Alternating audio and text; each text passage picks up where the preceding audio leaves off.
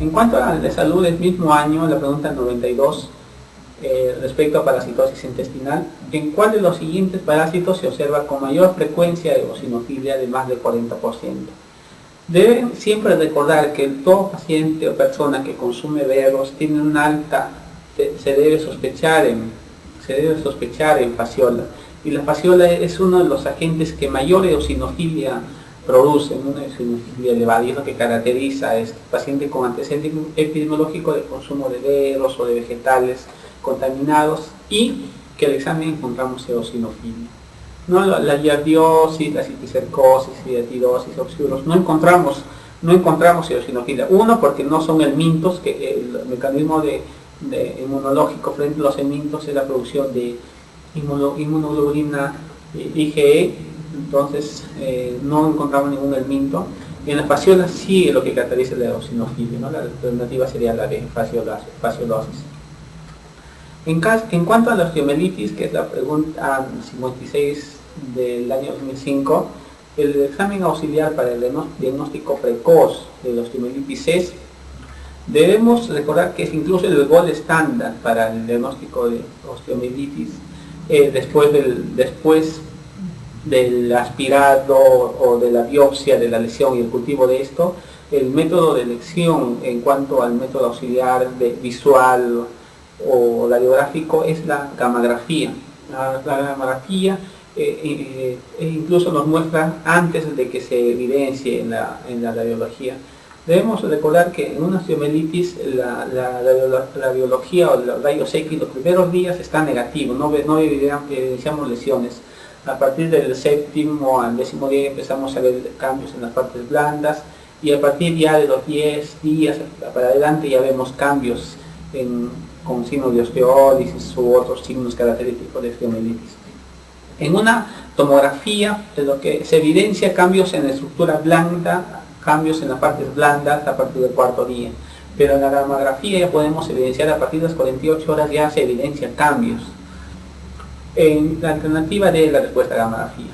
La velocidad de cimentación es un examen más de seguimiento para determinar o verificar la evolución del paciente, hacer un seguimiento y monitorizar su respuesta antibiótica.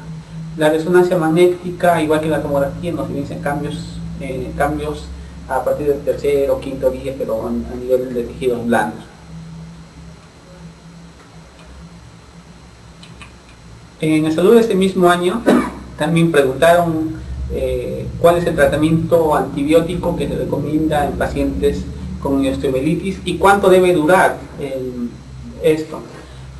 La duración del tratamiento para osteomielitis es de 4 a 6 semanas, un mínimo de 4 a 6 semanas, y debe ser seguido con hemocultivos, deben ser seguidos con algunos marcadores inflamatorios como BCG, PCR, para determinar, para verificar la evolución del paciente. Entonces el tratamiento es de 4 a 6 semanas. En relación a artritis infecciosa, este mismo año, en la pregunta 6, ¿cuál es el examen auxiliar más útil para hacer el diagnóstico de monoartritis tuberculosa de rodilla? Debemos recordar que la TB articular existe un gran compromiso de membrana sinovial. Si sospechamos de una tuberculosis articular, el hacer el aspirado de rodilla, hacer el citoquímico, nos ayuda ciertamente a pensar que se trata de un agente bacteriano, y si la adenosina desaminasa está más de 45, probablemente se trate de un agente tuberculoso.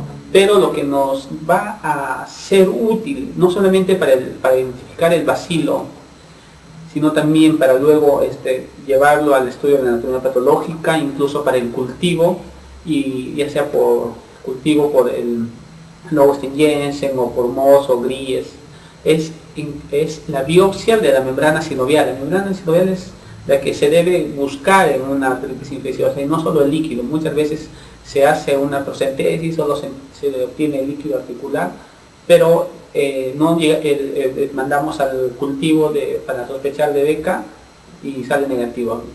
Lo que debemos hacer es obtener una biopsia de la membrana sinovial. Este es el tejido que nos ayuda, y es el método auxiliar más útil para el diagnóstico de monoartritis tuberculosa. La alternativa sería la alternativa A, biopsia de membrana sinovial. En cuanto a hidatidosis, en la pregunta 50, el tratamiento definitivo para el quiste etílico pulmonar es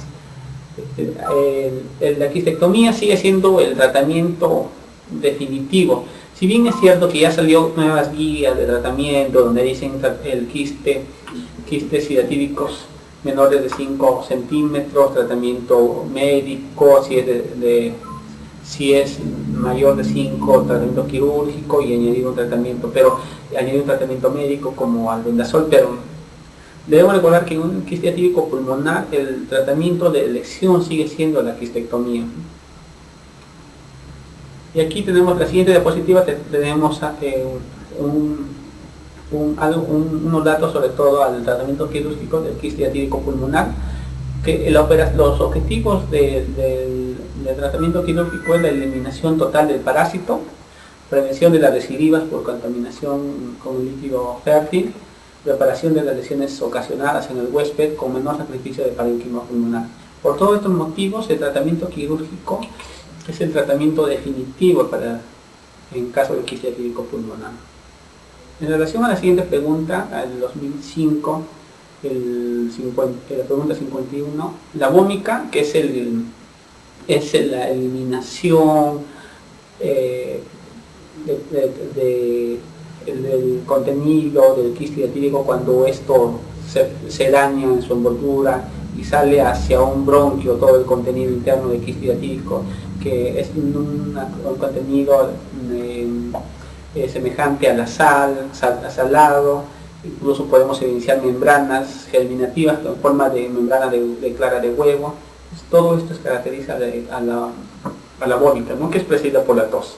Esto es característico del quiste hidatídico. La alternativa es la C, quiste hidatídico. En la siguiente diapositiva vemos todo lo que es el ciclo de quiste hidatídico. Debemos recordar que, como les había mencionado, el huésped definitivo es el perro, otros carnívoros también. El huésped intermediario, igual que las ovejas, las cabras, los cerdos, el hombre también es un huésped intermediario. Este quiste hidatídico puede alojarse en el hígado, en el pulmón, en otros órganos. Incluso se ha habido casos publicados en páncreas, en cerebro, en distintos órganos. Lo que se evidencia en las heces del huésped definitivo son el huevo, el embrión. Este embrión luego es precedida por un escoles que se viera el intestino. En el intestino este escoles madura, luego sobre todo el intestino delgado, y se elimina ya por las heces en forma de huevos, ¿no? Este mismo año, la pregunta 9, el programa de inmunizaciones del MINSA no está incluido la vacuna contra, incluso hasta ahora, ¿no?, hasta actualmente. El MINSA incluye vacunas contra difteria, contra sarampión, contra poliomielitis, contra hepatitis B, pero aún no se ha incluido la vacuna contra la varicela, ¿no?, como en otros países como España, Brasil, que ya están incluyendo a la varicela dentro del programa de inmunizaciones. Hasta ahora incluso no se considera la varicela dentro del programa de inmunización. La alternativa es la respuesta, la de varicela. El año siguiente, el 2006, la pregunta 1, eso respecto a brucelosis. En el Perú la brucelosis es fundamentalmente producida de todos los tipos de brucela, por Suis, bovis, abortus. La melitensis es la que tiene mayor frecuencia, no solamente en Perú, sino en muchos países en América Latina, en Europa. Es principalmente producida por Brucella melitensis. En relación a los antimicóticos, la siguiente diapositiva no es un antimicótico sistémico. La alternativa A, anfotericina B, es uno de los antipúngicos de primera elección frente a diversos cuadros de gran compromiso sistémico, como por ejemplo neurocriptococosis, incluso en histoplasmosis, paracoccidiomicosis. Es un micótico sistémico. El fluconazol endovenoso, dosis altas, bioral también tiene una buena absorción, es un medicamento sistémico, igual que la flucitocina, que lo combinan bastante con la anfotericina B, sobre todo en los casos de criptococosis. El ketoconazol tiene una buena absorción y tiene una gran excreción por la piel, tiene buena llegada a nivel de piel, es un antimicótico sistémico, pero los derivados del econazol no tienen gran absorción sistémica y se usan más por vías tópicas, ¿no? Entonces la alternativa sería la de econazol. Econazol no es un antimicótico sistémico.